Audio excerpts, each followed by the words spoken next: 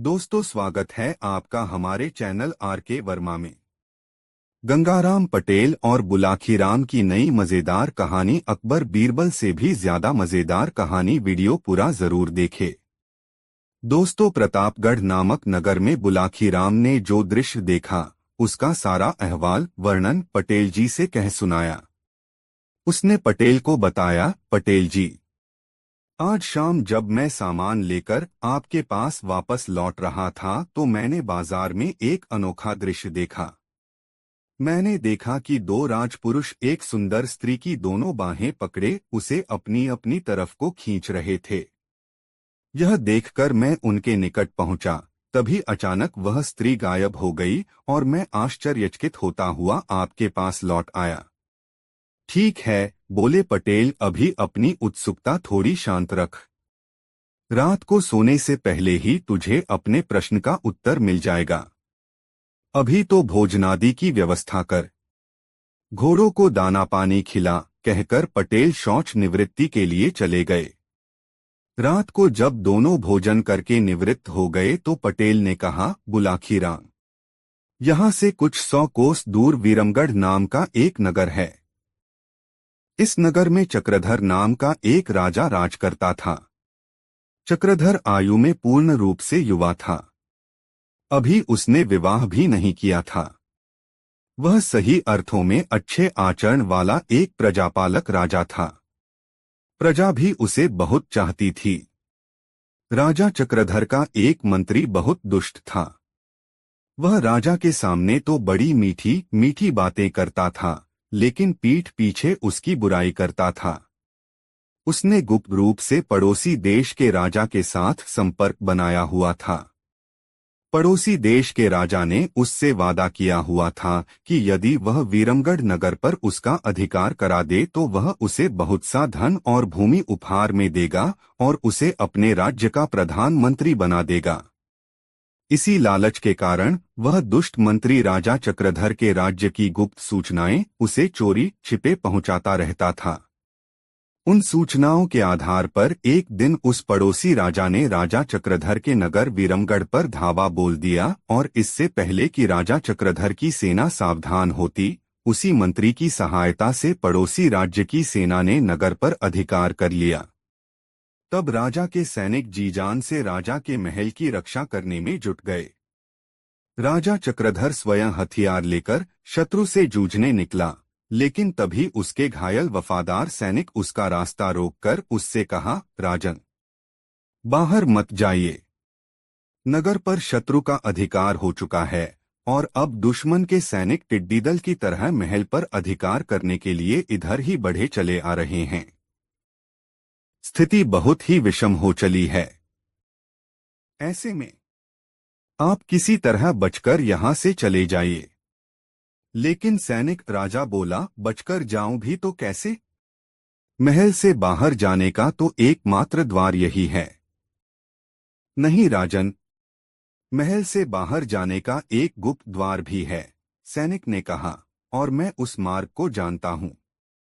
वह गुप्त द्वार एक सुरंग का है, जिसका सिरा यहां से 2 कोस दूर जंगल में निकलता है।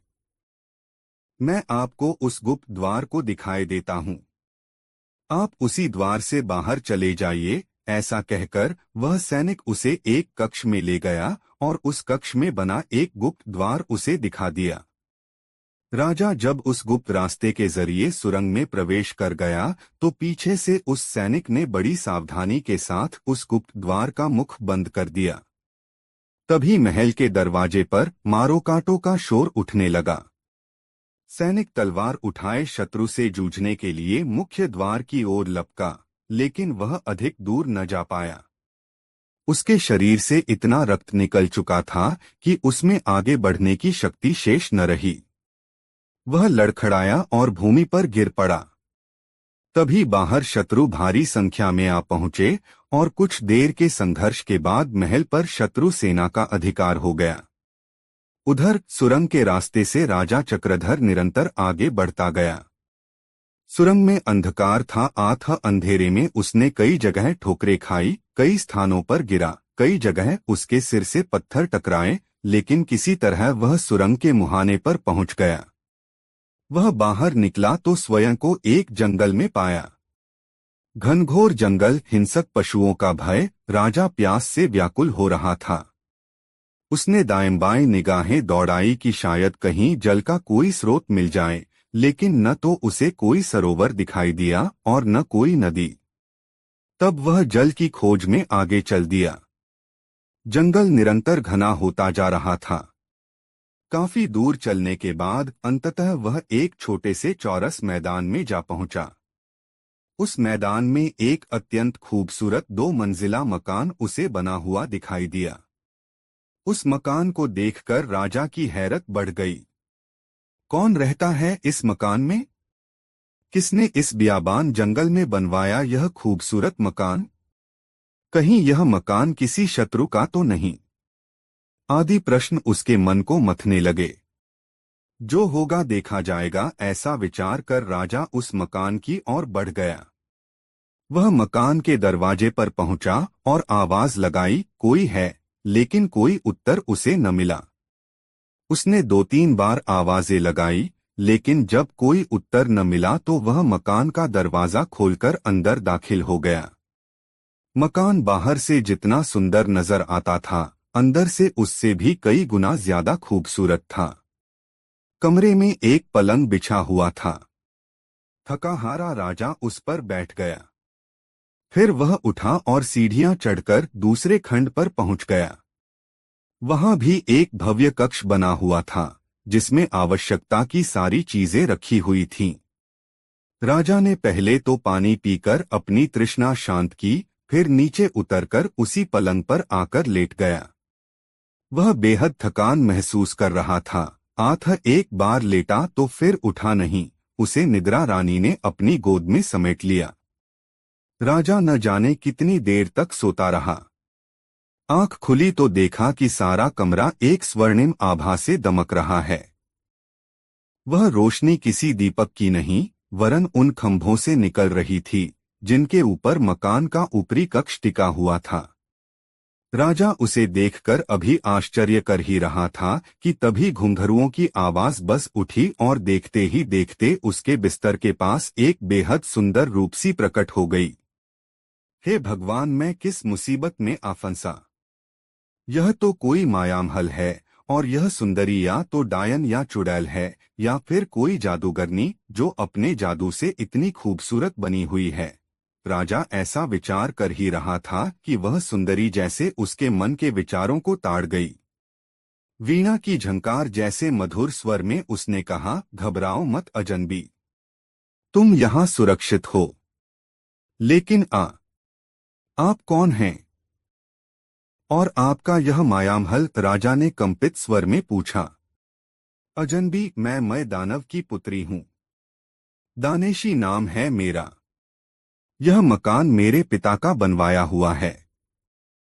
एक राक्षस से युद्ध करते समय मेरे पिता की मौत हो चुकी है। वह राक्षस मेरे रूप का दीवाना है। वह हर हालत में मुझे पाना चाहता है। आठ उसके भय से दिन में तो मैं अदृश्य हो जाती हूँ और रात के समय यहाँ आ जाती हूँ। दानवकन्या ने स्वयं ही अपना परिचय दिया। दोस्तों, वीडियो को एक लाइक जरूर कर दे। तत्पश्चात राजा ने भी अपना परिचय दिया और उस पर कैसी मुसीबत आ पड़ी है, किस परिस्थिति में उसे अपना राज्य छोड़कर जान बचाने के लिए भागना पड़ा है, वह सब उस दानवकन्या को बताया। सुनकर दानवकन्या ने कहा, घबराओ नहीं। जब तक तुम्हारा विपत्तिकाल चल रहा है तब तक यहीं रहो। यहाँ जरूरत की हर सामग्री मौजूद है। ऐसा कहकर वह राजा का हाथ पकड़कर बाहर ले आई। उस चौरस मैदान की ओर उसने कोई मंत्र बुदबुदाते हुए हाथ से कोई संकेत किया। देखते ही देखते पूरा मैदान किसी भव्य राजमहल में परिवर्तित हो गया। खूबसूरत बगीचे, मनोरम फव्वारे, दास दासियां सब न जाने कैसे उस राजमहल में प्रकट हो गए। उस राजमहल के सामने वह मकान बहुत ही साधारण सा लगने लगा। दानेशी उसके हाथ में हाथ डालकर पुनः उसे अंदर ले आई और बड़े प्रेम से उसे पलंग पर बिठाकर बोली, राजन, आपको भूख लगी होगी, पहले भोजन कर लीजिए, बातें तो बाद में होती रहेंगी। ऐसा कहकर दानेशी ने ताली बजाई। ताली बजाते ही न जाने कैसे उस कमरे में भोजन की थालियां लिए अनेक सेविकाएं प्रकट हो गईं। दानेशी ने तब राजा चक्रधर को बड़े प्यार से अपने हाथों से खाना खिलाया। भोजन बहुत स्वादिष्ट था। यद्यपि यह स्वयं राजा था और उसके राजमहल में भी भोजन की बहुत अच्छी व्यवस्था रहती थी, तथापि आज जैसा भोजन उसने न खाया था वह तो इसके आगे कूड़ा था। इतनी कहानी सुनाकर पटेल ने थोड़ा विराम लिया। हुक्के का एक जोरदार कश खींचा और धुआं बुलाखीराम की ओर उछाल दिया। अरे, यह क्या कह रहे हो पटेल जी? धुआं दूसरी ओर फेंको, बुलाखी चिल्लाया। मुझे खांसी उठ आएगी। पटेल मुस्कराए और बोले, मैं यह जानने की कोशिश कर रहा था कि कहीं तू सो तो नहीं गया। अंधेरे में दिखाई तो कुछ दे नहीं रहा। कुछ देर पहले तक तू हुंकारा भर रहा था, पर अब वह भी बंद कर दिया है, इसलिए मुझे तुझे सचेत करना पड़ा। खैर, यह बता कैसी लग रही है यह कहानी? बहुत ही अच्छी, बेहद दिलचस्प, बुलाखी बोला। आप कहानी जारी रखिए। बुलाखी, राजा चक्रधर और दानेशी का प्रेम प्रसंग काफी लंबा है। तो मैं तुझे संक्षिप्त में बताता हूँ कि वहां रहते रहते दोनों में प्यार हो गया। फिर एक दिन अग्नि को साक्षी मानकर दोनों ने विवाह कर लिया और दोनों पति पत्नी के रूप में वहां रहने लगे। बुलाखी, जैसा कि मानव स्वभाव है, हर मानव अपने जीवन में विविधता चाहता है। एकरसता उसे बोर कर देती है। यही कुछ राजा चक्रधर के साथ हुआ। महीनों तक एक ही स्थान पर रहते हुए वह उकताने लगा।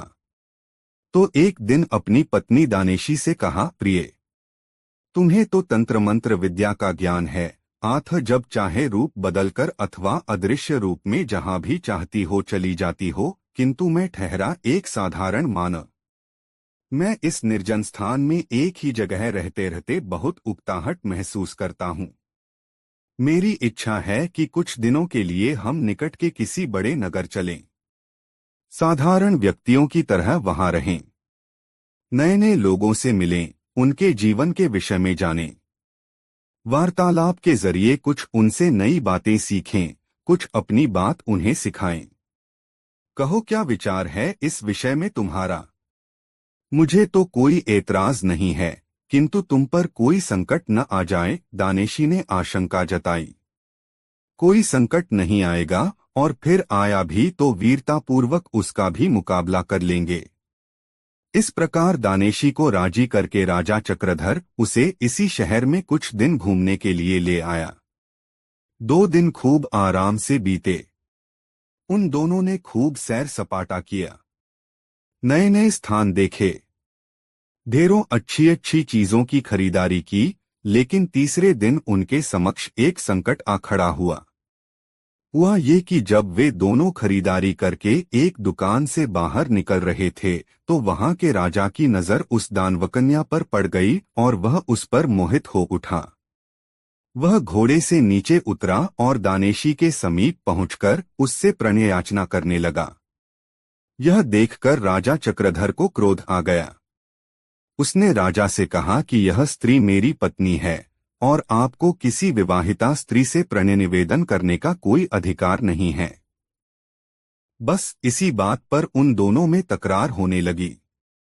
राजा ने दानेशी का बाजू थामा और उसे खींचकर घोड़े पर बिठाना चाहा, लेकिन तभी उसके पति चक्रधर ने उसका दूसरा बाजू थाम लिया। अब चक्रधर तो दानेशी को अपनी ओर खींचे तो यहाँ का राजा उसे अपनी ओर। दानेशी की स्थिति विषम हो गई।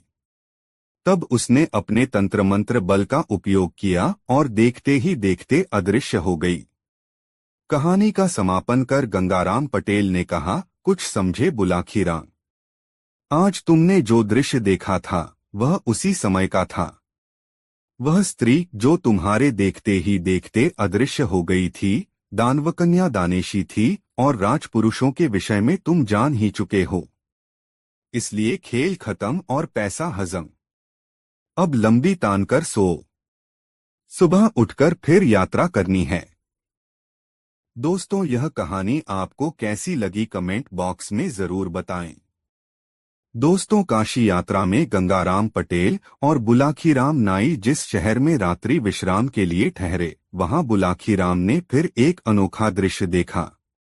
उसने देखा कि शहर के बहुत से धनीमानी सम्मानित लोग एक युवक को अपने कंधों पर उठाए उसकी जय जयकार करते हुए बाजार से गुजर रहे थे। युवक अपना हाथ हिलाकर उनका अभिवादन स्वीकार कर रहा था। यह दृश्य देखकर बुलाखीराम वापस लौट पड़ा। रात को भोजन आदि से निवृत्त होकर बुलाखी ने यह घटना गंगाराम पटेल को सुनाकर उसका रहस्य भेदन करने के लिए कहा तो गंगाराम बोले, बुलाखी, इस घटना का रहस्य जानने से पहले मैं तुझे एक कहानी सुनाता हूं। पहले उस कहानी को सुन लो। कथा के समापन पर इसका रहस्य अपने आप उजागर हो जाएगा। तो सुनाइए न पटेल जी वह कहानी। मैं तो बहुत बेताबी से उस कहानी को सुनने के लिए उत्सुक हो रहा हूं, बुलाखीराम ने कहा। बुलाखी, अब से कुछ वर्ष पूर्व इस नगर में एक गरीब आदमी रहता था। उसका नाम था जीवाराम। जीवाराम दिन रात हाड़तोड़ मेहनत करता था, फिर भी उसे और उसके परिवार को बड़ी मुश्किल से ही भोजन मिल पाता था। जीवाराम की पत्नी का नाम था गुलकदी। वह अपने नाम के ही अनुकूल बहुत मृदु स्वभाव की थी। दूसरे लोगों के घरों में चौका बर्तन का काम करके वह अपने पति की मदद में लगी रहती थी। उन दोनों के एक बेटा भी था, जिसका नाम दयाराम था, लेकिन लोग उसे तीसमार खां कहकर संबोधित करते थे। दयाराम भी अपने इस नाम को सुनकर खुश होता था। अब तीसमार खां उसका नाम कैसे पड़ा, यह भी सुनो। एक बार उसने झाड़ू से चौके में बैठी 30 मक्खियां एक ही झपट्टे में मार डाली थीं, बस तभी से उसका नाम पड़ गया तीसमार खां।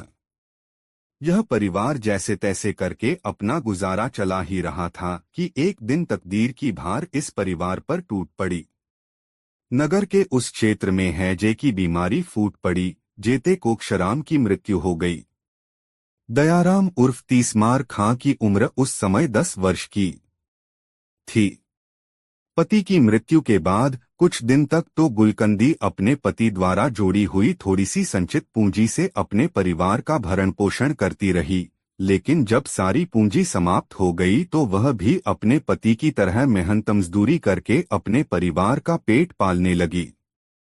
धीरे धीरे उसके पति को मरे हुए 10 साल का समय व्यतीत हो गया। तीसमार खां 20 साल का एक गबरू युवक बन गया। उसकी माता ने एक दिन उसे समझाया, बेटा दयाराम, अब तू 20 वर्ष का हो चुका है।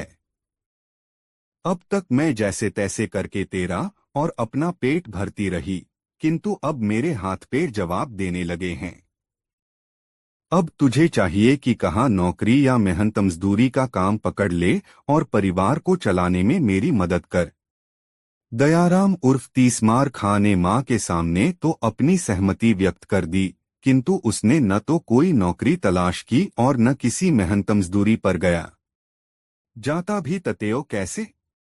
दरअसल वह एक आलसी और कामचोर व्यक्ति बन गया था। वह नौकरों करना ही नहीं चाहता था, क्योंकि मां की कमाई से उसके खाने पीने का प्रबंध हो जाता था। लेकिन कुछ समय बाद उसकी मां ने जब उसे ज्यादा प्रताड़ित किया तो वह कोई नौकरी ढूंढने के लिए तैयार हो गया। एक दिन वह राजदरबार में पहुंच गया। वहां उसने हाथ जोड़कर राजा से विनती की, अन्नदाता, मैं आपके राज्य का एक बेरोजगार युवक हूं। मैं आपसे यह विनती करने के लिए आया हूं कि आप मुझे कोई नौकरी दे दीजिए। कोई और दिन होता तो राजा उसे दुत्कार देता। ऐसे न जाने कितने बेरोजगार नौजवान रोज ही उसके दरबार में नौकरी पाने की फरियाद करने के लिए आते थे, लेकिन आज के दिन राजा विशेष रूप से प्रसन्न था। उसकी रानी ने उसे बताया था कि शीघ्र ही उसकी कोख से उसकी संतान जन्म लेने वाली है, इसलिए उसने बड़े विनोद भरे भाव में कहा, दे देंगे भई, तुम्हें नौकरी भी दे देंगे, पर पहले अपना नाम तो बताओ। यह भी बताओ कि तुम्हारे अंदर विशेषता क्या है। अन्नदाता तीसमार खां ने कहा, लोग मुझे तीसमार खां के नाम से पुकारते हैं। अब मेरा यह नाम कितना सार्थक है, यह तो वक्त आने पर ही पता चलेगा, पर मैं आपको यह विश्वास दिलाता हूं कि जब भी आप मुझे कोई असंभव काम सौंपेंगे, मैं दिलोजान से उसे पूरा करने की कोशिश करूंगा। ठीक है, राजा बोला, आज से हमने तुम्हें राजकीय सेवा के लिए नियुक्त किया। तुम्हारा वेतन होगा 100 रुपये प्रतिदिन। किसी दिन वक्त आने पर हम तुम्हारे कौशल का इम्तिहान लेंगे। इस तरह तीसमार खां राजकीय सेवा में नियुक्त हो गया। बढ़िया वेतन और कामधंधा कुछ नहीं। तीसमार खां के तो पौ 12 हो गए। कुछ ही दिनों में उसने अपना पुराना कच्चा मकान तुड़वाकर रहने के लिए शानदार हवेली बनवा ली। उसकी मां ने भी अब दूसरों के यहाँ काम पर जाना छोड़ दिया और संभ्रांत गृहिणियों को सही अपने घर में रहने लगी। लेकिन तीसमार खां की उन्नति से अनेक राजदरबारी उससे ईर्ष्या करने लगे। वे सोचने लगे कि कब मौका मिले और कब तीसमार खां को नीचा दिखाएं। संयोगवश शीघ्र ही एक मौका उनके हाथ लग भी गया। राज्य के एक हिस्से में कई दिनों से कुछ डाकू सक्रिय हो गए थे। उन्होंने लूटपाट आरंभ कर दी थी। राजा के सिपाही उन्हें पकड़ने में नाकामयाब हो रहे थे। डाकुओं का हौसला इतना हो गया कि ये लोग अब दिनदहाड़े डाका डालने लगे थे। राजा का प्रशासन इनके सामने असहाय होकर रह गया था। जब जनता में त्राहित्राही मचने लगी और वहां के लोग फरियादें करने राजा के पास पहुंचने लगे, तो राजा ने अपनी राजसभा बुलाई और दरबारियों से सलाह ली कि उन डाकुओं को कैसे पकड़ा जाए। इस पर गहन मंथन होने लगा।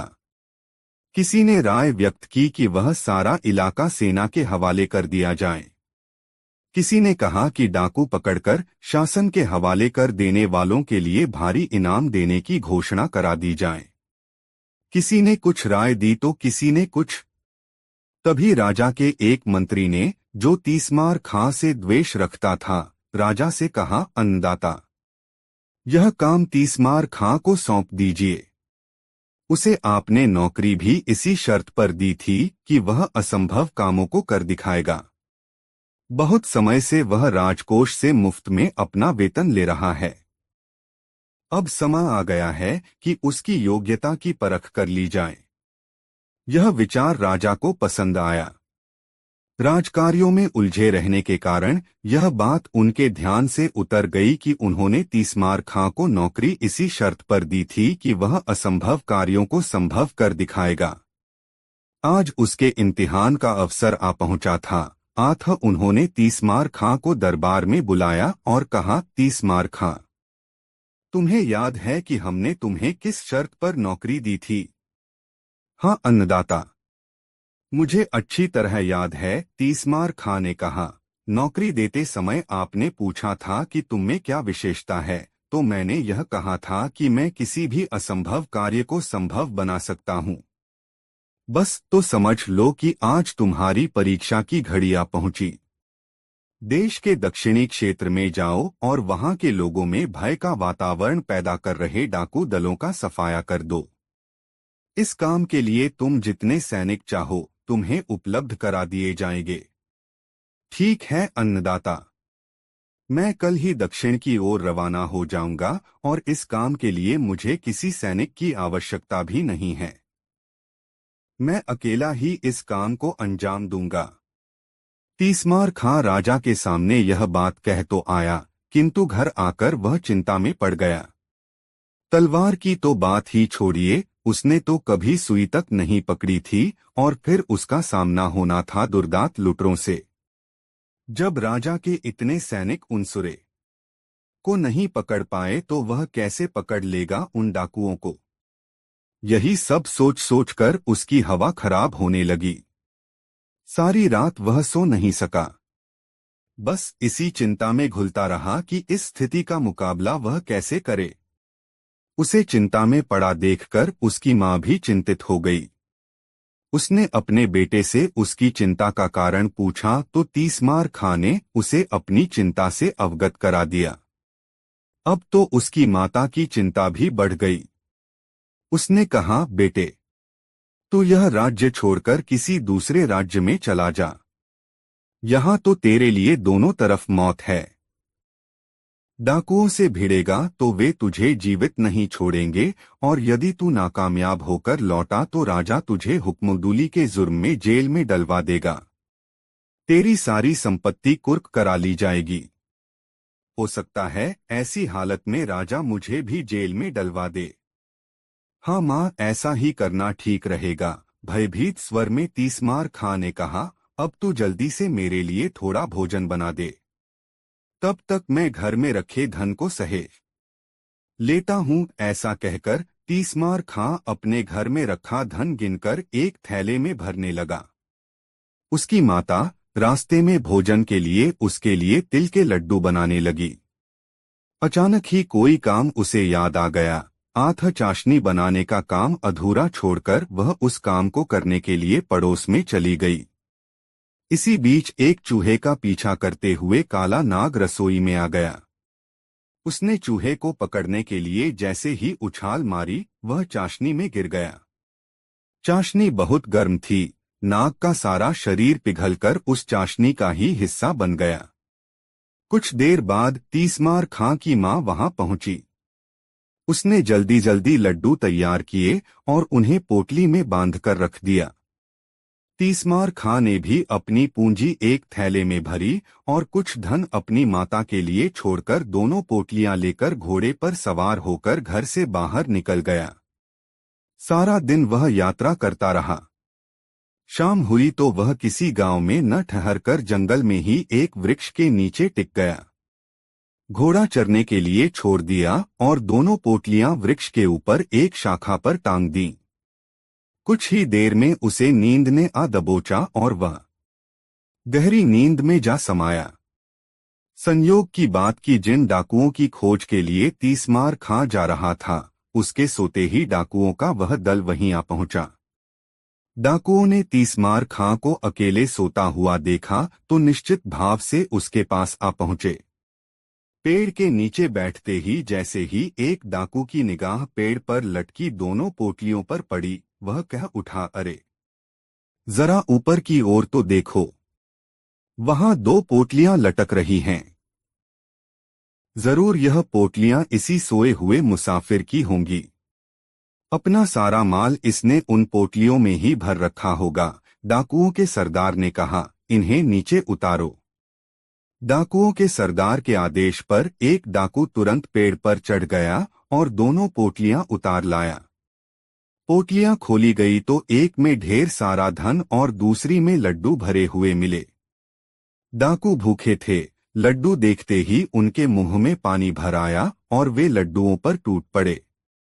रुपए पैसों से भरी पोटली पहले से ही डाकू सरदार ने अपने कब्जे में कर ली थी। कुछ ही देर में उन सबकी हालत खराब होने लगी।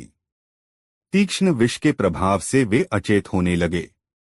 फिर देखते ही देखते सारे डाकुओं की मौत हो गई। भोर के समय जब तीसमार खां की नींद टूटी तो उसकी निगाह डाकुओं पर पड़ी। उसकी दोनों पोटलियां खुली हुई पड़ी थीं। पलक झपकते ही सारा मामला उसकी समझ में आ गया। मां की असावधानी से जरूर लड्डुओं में कोई विषैला तत्व गिर गया होगा, जिसे खाकर ही इन लोगों की मौत हुई है। बस फिर क्या था? उसने तलवार निकाली और उन मरे हुए डाकुओं के सिर काटने शुरू कर दिए। डाकू संख्या में 30 थे। तौसमार खां ने उन सबके सिर इकट्ठे किए और दो बड़े बड़े थैलों में भर लिए। डाकुओं के पास भी जो कुछ निकला वह उसने अपने कब्जे में कर लिया। फिर वह डाकुओं के धड़ वहीं पड़ा छोड़कर वापस अपने नगर में लौट आया। राजा के पास पहुंचकर जब उसने अपना कारनामा राजा को बताया तो राजा बेहद खुश हुआ। उसने तीसमार खां की बहुत प्रशंसा की, उसे ढेरों पुरस्कार दिए और उसकी तनख्वाह में बढ़ोतरी करके आदेश दे दिया कि तीसमार खां की जय जयकार करते हुए इसे सारे नगर में घुमाया जाए। इतनी कहानी सुनाकर गंगाराम पटेल ने बुलाकी नाई से कहा, हे बुलाकी राम, आज शाम तू जो नजारा देखकर आया था वह उसी समय का था। नागरिकों के कंधे पर जो व्यक्ति बैठा था वह दयाराम उर्फ तीसमार खां ही था। उसके पीछे पीछे जो लोग उसकी जय जयकार कर रहे थे वे शहर के धनी मानी व्यक्ति और राज कर्मचारी थे। उनमें वह मंत्री भी था जिसने तीसमार खां के विरुद्ध राजा को उकसाया था। अब बता, तेरी शंका का समाधान हो गया ना? हाँ पटेल जी, हो गया। अब आप भी सोइए और मैं भी सोता हूँ, कल फिर से यात्रा करनी है। दोनों ने चादरों से मुंह ढांप लिया और सोने की तैयारियां करने लगे।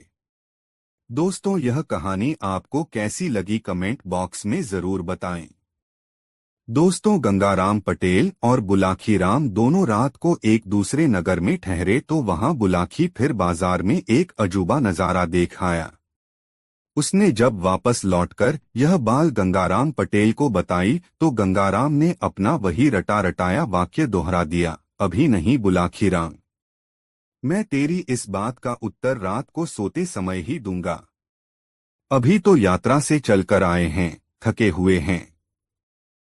पहले नहा धोकर स्नान ध्यान कर लें। भोजन के पश्चात जब निवृत्त हो जाएंगे तब आराम से बिस्तर में लेटकर सारी बातें होंगी। अभी तो पहले तू अपनी, मेरी और उन दोनों बेचारे घोड़ों की पेट पूजा की तैयारी कर, क्योंकि हमारी तरह वे भी तो थके हुए होंगे। ऐसा कहकर पटेल शौचादि से निवृत्त होने के लिए चले गए। रात को जब वे दोनों फारिग होकर बिस्तर पर आ लेटे तो पटेल ने उससे कहा, हाँ तो बुलाकी राम जी, अब आप उस नई घटना को बताइए जिसे आज शाम आप इस नगर में देख आए हैं और जिसका रहस्य जानने के लिए आप मरे जा रहे हैं। बुलाकी कहने लगा, पटेल जी, लगता है आज आप विनोद के भाव से भरे हुए हैं, तभी आज आप मुझे आप कहकर संबोधित कर रहे हैं, अन्यथा आप तो मुझे तू के संबोधन से नवाजा करते थे। भाई बुलाकी, सुनकर पटेल बोले, दो मित्रों में जब ज्यादा गहरा अपंत्व का भाव होता है वहां सारी औपचारिकताएं अपने आप खत्म हो जाया करती हैं। मेरी बातों का बुरा मत माना कर, मैं तुझे अपना मानता हूं न, इसलिए ऐसी आदत पड़ गई है। बहरहाल छोड़ इस बात को और बता कि तूने आज शाम कौन सा अजूबा दृश्य देखा था। पटेल जी, आज शाम जब मैं बाजार से लौट रहा था तो मैंने एक आदमी को एक चबूतरे पर एक खंभे के साथ बंधा हुआ देखा। उसके समीप ही एक सैनिक भी खड़ा था। चबूतरे के ऊपर एक सरकारी निर्देश टंगा हुआ था जिस पर लिखा था, हर खासवाम को यह निर्देश दिया जाता है कि जो भी शख्स इस राह से गुजरे वह कोड़ा उठाकर इस व्यक्ति को गिनकर 5 कोड़े अवश्य मारे। जो इस निर्देश का पालन नहीं करेगा उसे राजा की ओर से 5 कोड़े लगाकर दंडित किया जाएगा। पटेल जी, जब मैंने उस निर्देश को पढ़ा था तो मैंने सोचा कि इसका दंड जाने बिना मैं इसे कोड़े क्यों मारूं। यही सोचकर मैं वहां से खिसकना चाहता था कि तभी वहां खड़े सैनिक ने मुझसे कहा, क्यों भई, क्या 5 कोड़े खाने का इरादा है? नहीं तो, मेरे मुंह से निकला। तब उस सैनिक ने मुझे घुड़का और कहा, यदि 5 कोड़े नहीं खाना चाहता है तो नीचे पड़े उस कोड़े को उठा और इस आदमी को 5 कोड़े लगा। पटेल जी, उस सैनिक के कहने पर तब मुझे उस कैदी को 5 कोड़े लगाने पड़े। बस तभी से मेरी आत्मा पर यह बोझ पड़ा हुआ है कि मैंने उस आदमी का अपराध जाने बिना 5 कोड़े मारे। अब आप उस कैदी के विषय में बताइए और यह भी बताइए कि किस अपराध के कारण उसे यह सजा भुगतनी पड़ रही है। बुलाकी पटेल बोले, अपनी आत्मा पर पड़ा बोझ उतार दे और यह समझ ले कि उस आदमी को 5 कोड़े लगाकर तूने सवाब का काम किया है। उस आदमी का अपराध इतना गंभीर है कि उसके लिए राजा ने इससे भी बड़ी सजा नियत की होती तो किसी को भी अफसोस नहीं होता। सुन, मैं तुझे आरंभ से ही सारी कहानी सुनाता हूँ। इस नगर में चंद्रचूड़ नाम का एक महाजन निवास करता है। उस महाजन की एक कन्या है जो बेहद रूपवान है। उसका नाम है अनामिका। महाजन का एक पुत्र भी है जिसे सब लोग चक्रधारी कहकर बुलाते हैं। महाजन ने अपनी बेटी अनामिका की मंगनी बहुत पहले अपने एक मित्र के पुत्र के साथ निश्चित कर दी थी, किंतु अभी तक उसने उसका गौना नहीं किया था। कारण यह था कि अनामिका की आयु अभी इतनी नहीं हुई थी कि उसका गौना करके उसकी ससुराल विदा करा दिया जाए। बुलाखी, यह नगर गंगा के बहुत समीप है। यहाँ के लोगों में धार्मिक आस्था भी बहुत है। अन्य नगरों में रहने वालों की तरह यहाँ के लोग भी प्रति वर्ष दशहरे के अवसर पर गंगा स्नान के लिए जरूर जाते हैं। इस बार जब दशहरे का पर्व पड़ा तो दूसरे नगरवासियों की तरह अनामिका भी अपने माता पिता और सखी सहेलियों के साथ गंगा स्नान के लिए गई। गंगा किनारे पहुंचकर अन्य लोगों की तरह अनामिका के पिता ने भी अपने रहने के लिए डेरा व्यवस्थित किया और बारी बारी से गंगा जी में स्नान करने के लिए गए। पहले पुरुषों ने स्नान किया, तदोपरांत स्त्रियां गंगा स्नान के लिए गईं। बुलाखी, जब अनामिका अपनी सखियों के साथ गंगा स्नान के लिए घाट पर पहुंची तो वहां के कुछ गुंडों ने उसे देख लिया। उसकी मनोहारिणी छवि देखकर वह गुंडे विचार करने लगे कि किसी तरह इस सुंदर युवती को अपने काबू में करके इसका उपभोग करना चाहिए। बाद में जब इससे हमारा दिल भर जाएगा तो हम इसे किसी वेश्या के यहाँ बेचकर अच्छी रकम प्राप्त कर सकते हैं। उन गुंडों का मुखिया था छोटेलाल नाम का एक महाहरामी युवक। उसने इस काम को करने का बीड़ा उठाया। उसने अपने साथियों से कहा, दोस्तों, इसे फंसाकर काबू में करना तो मेरा चुटकियों का काम है। बस मुझे थोड़ा सा समय चाहिए। ठीक है, हम तुम्हें समय देते हैं। उसके दूसरे साथी बोले, देखते हैं तुम कौन सा चमत्कार दिखाते हो। उधर अनामिका और उसकी सखियों ने अपने वस्त्र उतारे और उन वस्त्रों को घाट पर बैठे पंडे के हवाले करके गंगा स्नान करने लगीं। तभी छोटेलाल नामक वह गुंडा उस पंडे के पास पहुंचा और उससे कहा, पंडित जी महाराज, 5 रुपए कमाना चाहते हो? घर बैठे कमाई करना किसे बुरा लगता, बताइए कि काम क्या है यजमान, पंडा बोला, परंतु यह बड़ा आसान सा काम है। तुम्हारे पास ये जो जनाने कपड़े रखे हैं, इनमें से एक साड़ी निकालकर मुझे थोड़ी देर के लिए दे दो, छोटेलाल ने कहा। तुम साड़ी के साथ कोई छेड़छाड़ करना चाहते हो? पंडे ने आशंकित स्वर में पूछा। कोई छेड़छाड़ नहीं होगी, बस उस साड़ी के छोर में मुझे कुछ बांधना है, छोटेलाल बोला। यह कोई जोखिम भरा काम नहीं था, इसलिए 5 रुपए लेकर पंडे ने अनामिका की साड़ी उसकी ओर खिसका दी। छोटेलाल ने अपनी जेब से एक सोने की मुहर और 100 रुपए का एक नोट निकाला और अनामिका की साड़ी के पल्लू में बांध दिया और वहां से हटकर कुछ दूर खड़ा हो गया। कुछ देर बाद अनामिका और उसकी सखियां स्नान करके बाहर निकलीं और अपने अपने वस्त्र पहनकर चलने लगीं।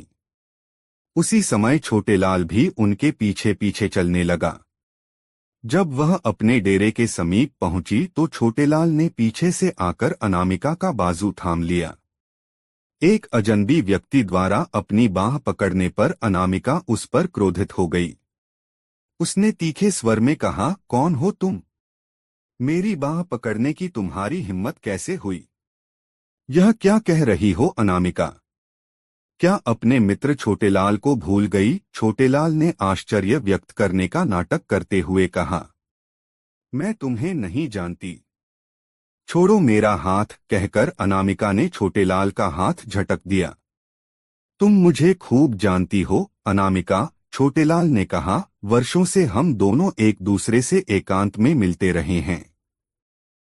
अब शायद अपनी इन सहेलियों की उपस्थिति में तुम मुझे पहचानने से इनकार कर रही हो, बुलाखी।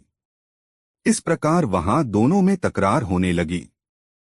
मेले का मौका था, आठ भीड़ इकट्ठी हो गई। वो हल्ला सुनकर अनामिका का पिता, उसका भोग और अक नगर के दूसरे परिचित लोग भी वहां आ पहुंचे और एक लड़की को छेड़ने पर छोटेला को बुरा-भला कहते हुए उसकी पिटाई करने लगे। जब छोटेलाल काफी पिट चुका थी, उसने रोने का अभिनय करते हुए कहा, आप लोग मुझे बेकार ही पौंट रहे हैं। चैत्र कोई अभद्र बात नहीं की है। इस लड़की से मेरा काफी पुराना परिचय है। इसने तो मेरे साथ विवाह करने का वादा भी किया हुआ है। विवाह का वादा? अनामिका के पिता ने आश्चर्य से पूछा। हाँ जी, विवाह का वादा, छोटेलाल कुटिलता से बोला। विश्वास न हो तो पूछ लो इससे। आज यहाँ आने से पहले भी यह मुझसे मिली थी। इसने अपने खरवे के लिए मुझसे 100 रुपए और एक सोने की मोहर भी मांगी थी, जो मैंने अपनी माता के रुपयों में से चुराकर इसे लाकर दिए थे।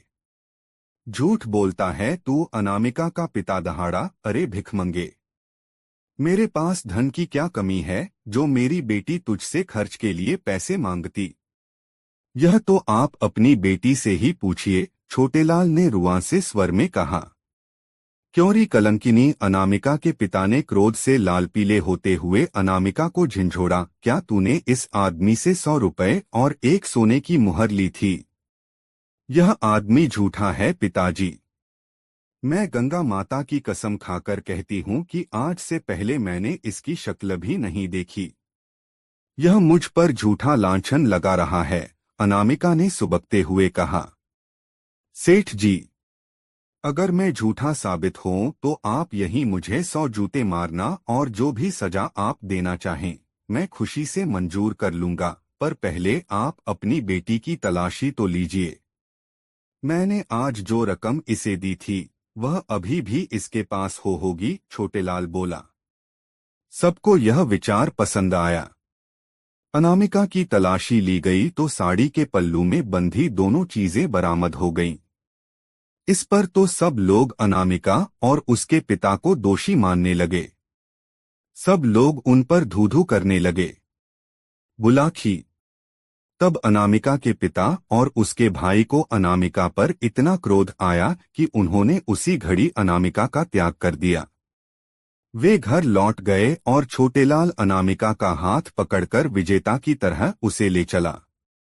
अनामिका दहाड़े मार कर रोने लगी और बार बार छोटेलाल के चंगुल से छूटने का प्रयास करने लगी, लेकिन तभी छोटेलाल के साथी गुंडे भी उसकी सहायता के लिए वहां पहुंच गए और उन्होंने छोटेलाल और अनामिका को अपने घेरे में ले लिया। बुलाखी।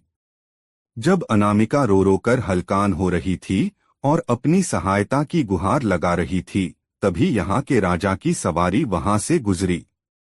एक लड़की को सहायता के लिए चिल्लाते देख राजा ने अपनी पालकी रुकवाई और नीचे उतर का सड़कों से उसके रोने का कारण पूछा।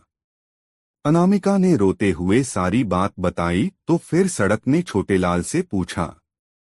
छोटेलाल ने वही झूठी कहानी राजा के सामने दोहरा दी कि राजा लड़की उससे प्रेम करती है, फिर भी सबके सामने अपनी बात कहने में संकोच कर रही है। इसके माता पिता ने अब इसे मुझे सौंप दिया है। उस मुंडे छोटेलाल की बातें सुनकर राजा को कुछ गोलमाल नजर आया। उसने अपने सैनिकों को आदेश दिया कि इन दोनों को अपने नगर से चली। वहीं मैं सारी बातें अनकर इस बात का निर्णय करूंगा कि इन दोनों में से कौन सच्चा है और कौन झूठा। तब दोनों दरबार में पेश किए गए। राजा ने अनामिका से पूछा, देवी, तुम कहती हो कि अब से पहले तुमने इस आदमी को कभी देखा नहीं था, फिर इसकी यह भारत क्यों कर सच साचित हो गई कि तुम्हारी साड़ी के पल्लू से इसके दिए हुए रुपए और सोने की घोहर चरामद हो गई? अन्नदाता, अनामिका बोली, मुझे इस बात का बिल्कुल भी ज्ञान नहीं है कि रे दोनों चीजें मेरी साड़ी के पल्लू में किसने बांधी। अपनी साड़ी तो मैंने कहीं उतारी भी नहीं, भी सिवाय उस समय के जब मैं स्नान करने के लिए गंगा जल में उतरी थी। अपने वस्त्र तुमने कहाँ रखे थे? राजा ने पूछा। हमने अपने वस्त्र घाट पर बैठे पंडे को सौंपे थे, अनामिका ने कहा। पलक झपकते ही सारी बातें राजा की समझ में आ गईं। वह समझ गया कि सड़कों के साथ छल किया गया है। तब उसने उस पंडे को दरबार में पेश होने का हुक्म दिया और पंडे के पहुंचने पर राजा ने उसे दंड का भय दिखाया तो भय से कांपते हुए छे ने सब कुछ बक दिया। उसने बता दिया कि यह काम छोटेलाल ने ही किया था। बुलाखो। सच्चाई जानकर राजा ने अनामिका के पिता को बुलाकर अनामिका तो उसे सौंप दी और उस पंडे और छोटेलाल के साथियों को पकड़कर उन्हें 100 कोड़े लगाने की सजा दी और क्योंकि मुख्य अपराधी छोटेलाल था आथ उसे यह सजा दी कि इस दिन तक इसे खंभे से बांधकर इस पर कोड़े बरसाए जाएं।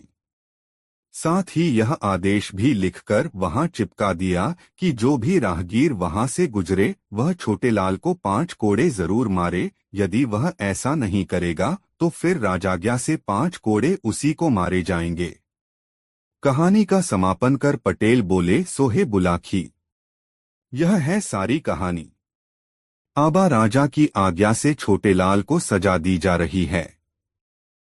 अपने कुकर्म का फल उसे भोगना पड़ रहा है।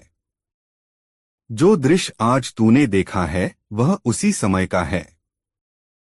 उम्मीद है यह सब जानकर तेरी उत्सुकता शांत हो गई होगी। आथ अब मुझे भी सोने दे और स्वयं भी सो रह, कहकर पटेल ने आंखें मूंद लीं। बुलाखी भी सोने की तैयारी करने लगा। दोस्तों, यह कहानी आपको कैसी लगी कमेंट बॉक्स में जरूर बताएं। ऐसी और नई मजेदार कहानी सुनने के लिए हमारे चैनल आरके वर्मा को सब्सक्राइब जरूर कर लें और यह वीडियो अपने मित्रों के साथ जरूर शेयर करें। वीडियो देखने के लिए धन्यवाद।